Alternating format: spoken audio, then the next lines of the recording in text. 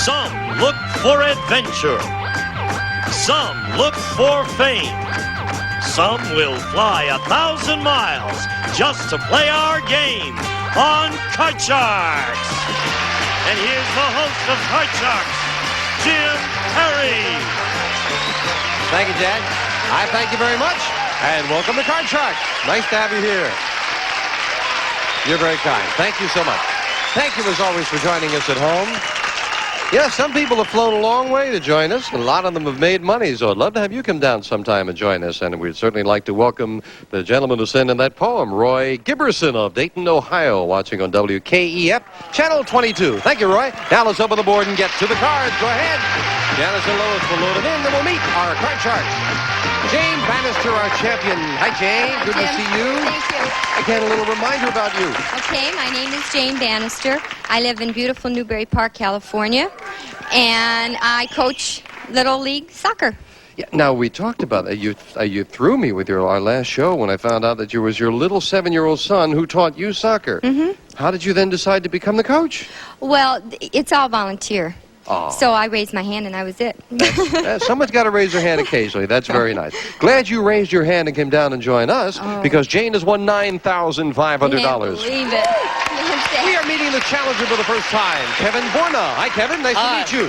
Hi, I'm Kevin Borna. I was originally born in North Hollywood, California. I got my accent because I traveled around the world all my life, and I'm a pre-med student. I'm going to transfer to Davis in about a summer, so I right now go to Northridge University. I teach ping pong. I'm into a lot of sports, and especially martial arts. Oh, the martial. Is it cold in here, Kev, or is that that's a new thing, right? Well, scarf and all? actually, a lot of people tell me you wear to show off, and I say you're right. Oh, okay. There's an honest man. Nice to have you here. You both cut the cards? Yes.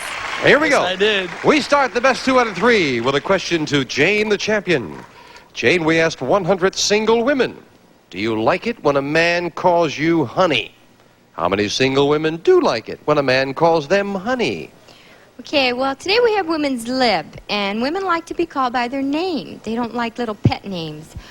But honey is so sweet. I think any woman would enjoy being called honey. So I'm going to say that's fairly high. I'm going to say 54 women. 54 out of 100 women like being called honey. Now, I've got to tell you, as soon as I asked the question, Kevin immediately started rubbing his hands. Hey, Obviously an expert on this question. I say that it's true that it's women's liberation, but still, I still believe that men are a little step above, but hey, wait a minute. Now, women these days, it's true that they say, hey, we're equal, but they always like their man to say, oh, my honey, sweetheart. So I'll say it's going to be higher. Let's go. Are you single or married, Kevin? No, I'm single. I'm going to stay that way for a long time. That doesn't surprise me in the least, as a matter of fact. 54 and higher. If it's higher, Kevin, you'll play your cards. If not, it'll be Jane with hers. Hit the answer right on ahead, a $500 bonus. The actual number of single women who like it when a man calls them honey is 58. He's higher. Man's just a step above, says Kevin. He starts with a Change that card. And the question, you can change it, a 7. Higher. Higher than a 7. No, 3 is not higher. All the women in the audience start to applaud. Jane gets a free chance at a 6. Oh, I can't change. Higher. Higher than a 6. Oh. Neither player could advance. Kevin roots for Jane going lower. And Kevin, question goes to you. Oh, Kevin, now men are better and you're single and you like the girl. Good question. Kevin, a former Prime Minister of India, used to spend the night in bed with nude women without touching them, just to prove he had the willpower to resist. That's a fact. So we asked 100 bachelors, like you, would you have the willpower to do that? How many bachelors claim they would have the willpower to spend the night in bed with a nude woman and not even touch her? Okay, now, about the Prime Minister, that guy, I mean, he must have been crazy. Whether he was crazy or whether he wasn't a man, one of the two. But I personally think I would touch her. I'll say, and I'm sure every other guy would too. So How many would be able to have the willpower not to? So I'm going to say very, very low number, maybe about 23. 23 out of 100 would have the willpower to say no. Okay, well, I don't think very many men would have the willpower not to touch a nude woman unless she was, big and fat and ugly or whatever. But especially... Boy, if we get that lady together with the Prime Minister the way Kevin described him, we got a heck of a marriage there, don't we? So I'm going to say the number's lower. Lower than that? Yeah. Okay. Well, the actual number of bachelors who said they would have the willpower to spend the night in bed with a nude woman without touching her is 44. Not lower. It is higher. 44 guys who went out on a date and said, don't worry, I won't. Sure you They won't. lied. Kevin, you've got to Change that He card. wins the question. You're still pondering the question, huh, Jan? Changing the 7 to a 9. Lower. Lower than a 9. Oh, not lower. Jane again with a free chance in the 6. Higher. Higher than a 6. Yes, a king. Lower. Lower than a king, a 9. Freeze. And we move over to freeze bar to protect that position for Jane. Question 3 will be coming up right after we take time out for this. Some toothbrush. We're in the middle of game 1. Jane with a 9 needs 2 cards. Kevin also with a 9 needs 4. It is question 3, and it goes to Jane. Jane, we surveyed 100 women who support the woman's liberation. Oh, my goodness. Kevin, hold on. Question goes to Jane. Jane, we surveyed 100 women who support the woman's liberation movement and asked them, if you could, would you like to be a man just for one day? That's an old show, isn't it? Would you like to be a man for a day? No, never mind. How many feminists, don't remember that, do they? Oh, boy, am I giving away my age. How many feminists said they would like to be a man for a day? Well, I feel like I'm a women's only because I think the women's liberation movement stands for people's liberation. I think men Makes have sense, been, really, they need to be liberated just as much as women do. Sometimes a man doesn't want to go out and work. He would like to stay home with the kids, and he should be able to do that. So I think that... But how many women feminists would want to be a man for a day? No, I wouldn't want to be a man. I don't know why any woman would want to be a man. No way. I'm going to say very few. Oh, especially women's liberals. I'm going to say, 11. 11 out of 100. Now to Kevin, who obviously is a strong feminist. Kevin, what do you think? Well, I don't care how feminist you are. Everybody wants to be a man. Everybody. I knew that was coming. Even the men wants to be men. So I'll say it's going to be higher. Higher. Higher. He's honest. 11 and higher. The actual number of feminists who said they would like to be a man for just one day is 44.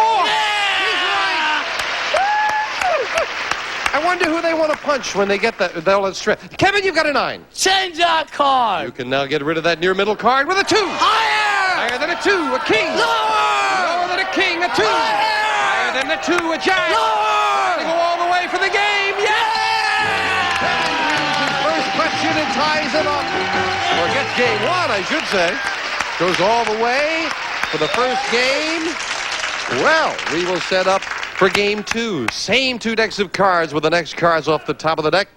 And Kevin, oh, now, this is interesting because we have asked senior citizens about rumble seats and romance. We've asked teenagers about compact cars. Here's the ultimate car question. Kevin, we found 100 women who are serving in the United States Army. And we asked them, have you ever necked in the back of a tank? How many Army women said they've necked in the back of a tank?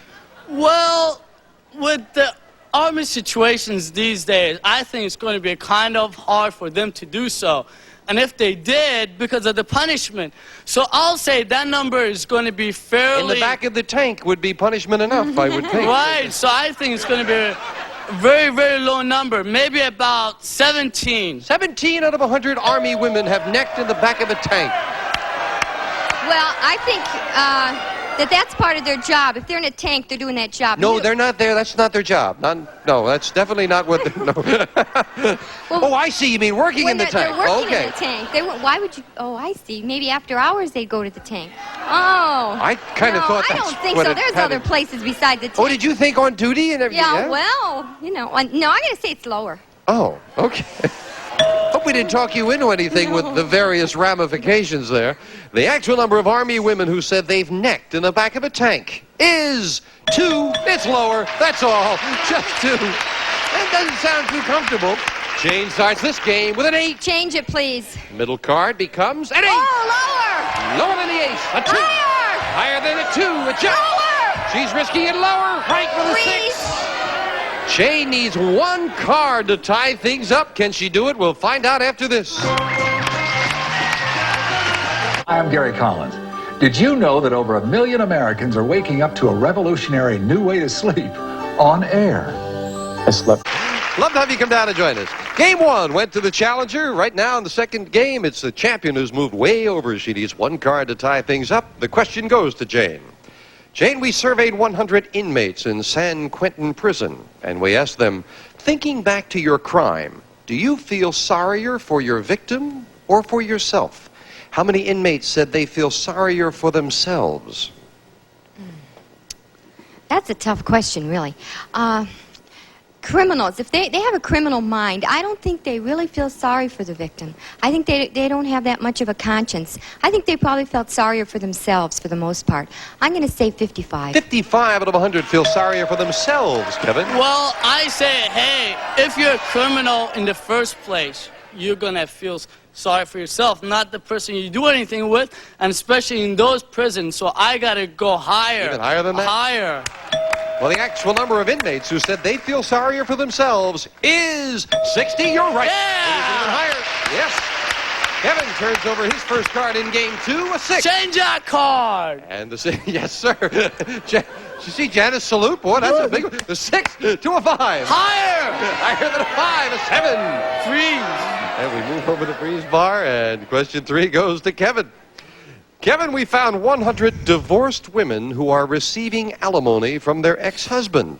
And we asked those women, why are you shaking your head? I don't think they should be receiving any alimony in the first place. Here it goes. Okay. Divorced women who are receiving alimony from their ex-husband. And we asked the women, do you get more money from your ex-husband now than you did when you were married to him? How many women are getting more money now than when they were married? I mean, when they're married, I don't mind. I mean, it's all right. I would spend a lot of money on my wife. Oh, but that's nice. with the court system these days, I mean, the woman is trying to get everything you got. Everything you got. So I think the number is going to be really high because right now they're getting a lot of alimony. So I'm going to say maybe about 73. 73 out of 100.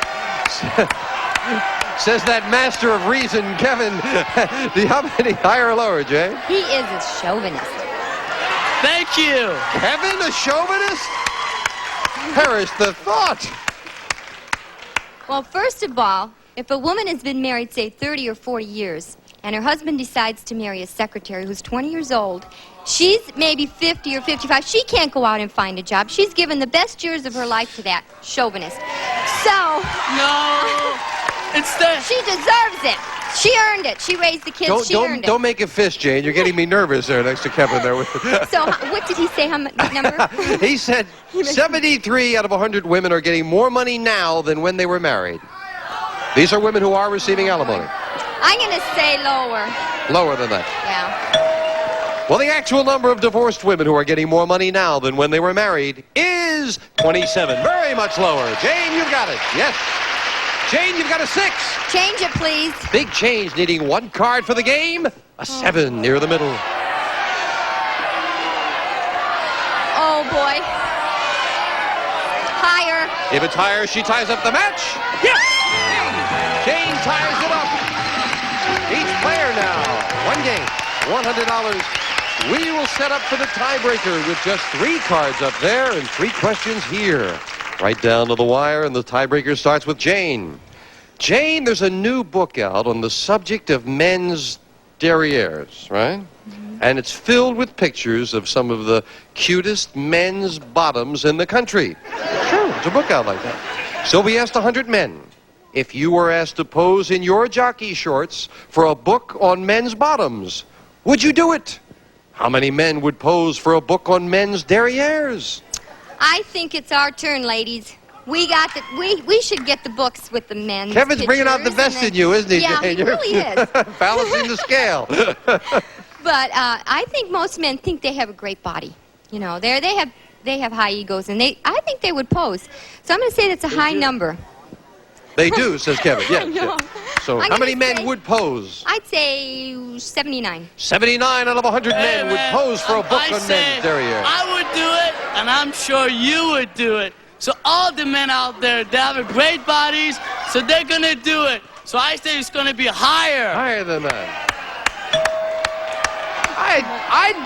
I don't know if I would do it. I do know. Come on. know that, yeah, for that book, they did ask Gene Wood because they said that Gene had the figure of one of the well-known buildings in New York City, the Flatiron Building. 79 and higher.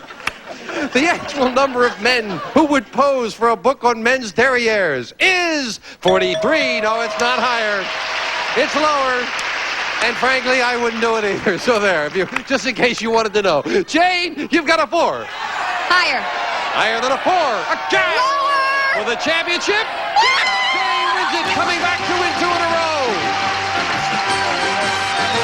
Kevin, you are a delight. You are an open, honest person, and you're a delight. Thank you. Good luck with your studies. Thank you. Kevin Borna. Thank you, Kevin.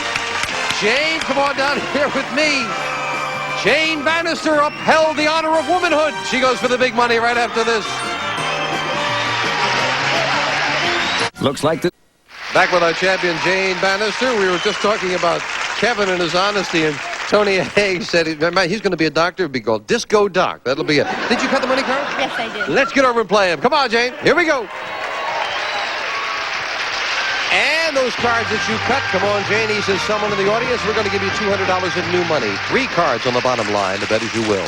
Up to the second level, we add another $200 of betting money and 3 more cards. Minimum bet's $50 till you get to the top card. The big bet where you must risk at least half the money. And of course, here you're on your own, so you don't lose on a double. We'll just carry it over for you. That worked out well for you the last time. You got 2 doubles and still wound up with good money. Right. Let's see good cards now. Okay. Good luck. Here's $200. And you can change the base card on each level if you need to. Thank you, Lois. We'll start Jane with 200 and a 9. I'm going to change that 9. You can only change it once. You must play this one. A 2. Oh, Great that's start. a great card. All of it higher. Trying to double it. $200 higher than a 2. Yes, with a 4. Okay. All of it higher. And she's betting it all on a 4, trying for $800 higher. Oh. Yeah, with a 5. I'm going to bet 300 higher. $300 higher than a 5. But you don't lose with the double. We'll carry the 5 up. You still have 800. We'll give you Change the another 5, 200. please. You have 1,000 as we change that 5 to a check. Oh, good card. 1,000. $800 lower. $800 on a jack. That is a big bet. I've got my fingers crossed for you. Is it lower? No. We hadn't seen an ace, king, or a queen. I know, That was a like, they're very all low tough cards. bet. That's all right. All right, let's all build of it now. All of it lower. Come on, let's get there lower for 400. Yes! Okay. You're near the middle. 350 Got it. higher. Again, Jane, you've done this once before, so I do know want to it, I'm remind you. sorry. The 8 is the middle card. $50 higher. So this is very near it. You can Yes. bet what you want. I just Yes, want you to be I know. aware of the odds. $50 higher. So the minimum bet, $50 higher. And an ace comes up. Oh. Worked out great for you, but I really That's a felt I had to make you beautiful aware of the odds. All of it lower. A nice comeback, $900 if this card is lower. It is Okay. 900, 200 in the game, another $1,100, Jane. That was tough. That was tough. Yeah, that jack bet scared me. But nonetheless, you have now gone up to $10,600 in cash. We'll be back with Jane Bannister in a moment, right after this. Here we go.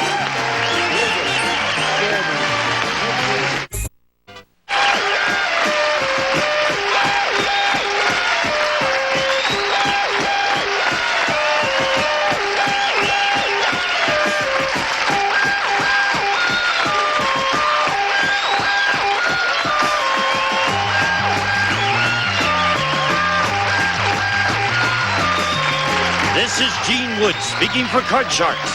A Mark Goodson, Bill Todman production.